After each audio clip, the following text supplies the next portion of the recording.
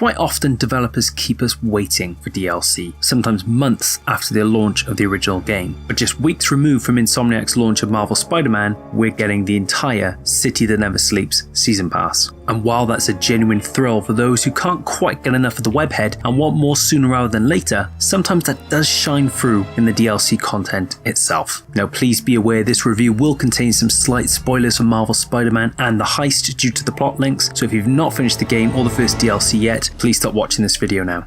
So the heist ended on a pretty hefty cliffhanger that certainly surprised and got people talking, but while the fallout from that does tie into Turf Wars, it's perhaps not in the way you might expect. Hammerhead's goons are now running roughshod over New York City, causing chaos in their wake now that they've managed to get their hands on stable technology. Yuri Watanabe and the police force are working with Spider-Man to take them down, but things aren't exactly going to plan. It's a war zone out there, and to make matters worse, Hammerhead has set up fronts all over the city, which help him conceal the weapons from prying eyes. That, with random crimes also cropping up on police scanners, Spidey and co definitely have their hands full. And as if that's not bad enough, Screwball is also showing up again with more of her challenges, hoping to get a few more likes and subscribes. We've all been there, Screwball. If you enjoyed the heist, Turf Wars is basically more of the same, although there's a neater structure to it which makes the narrative flow much more freely and easily. All side missions actually feel relevant to the plot now, especially as this content is as much about Hammerhead as it is Yuri. For instance, if you tackle all the fronts before you finish the DLC, you'll understand much more about the characters driving the content forward and have a clearer picture of their motivations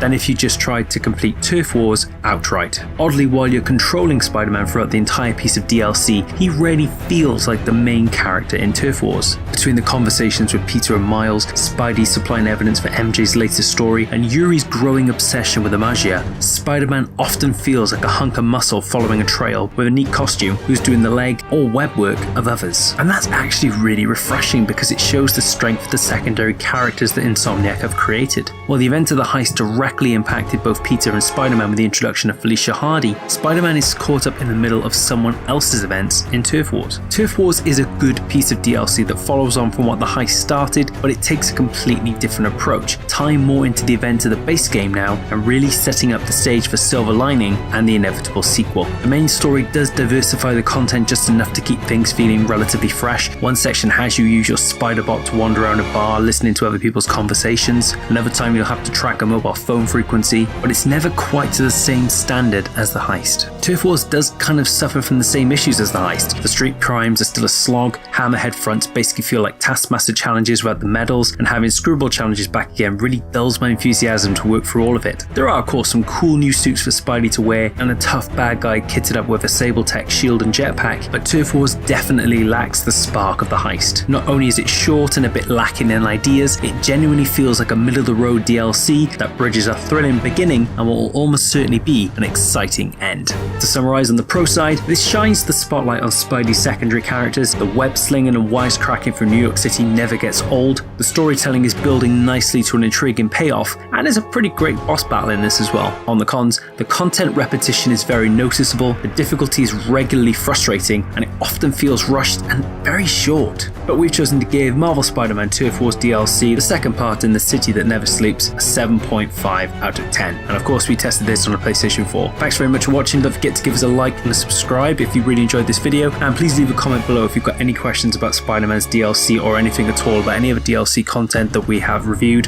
And of course we'll be rounding this out with a Silver Lining DLC review, the final piece of content in the City That Never Sleeps. Until then, see you next time.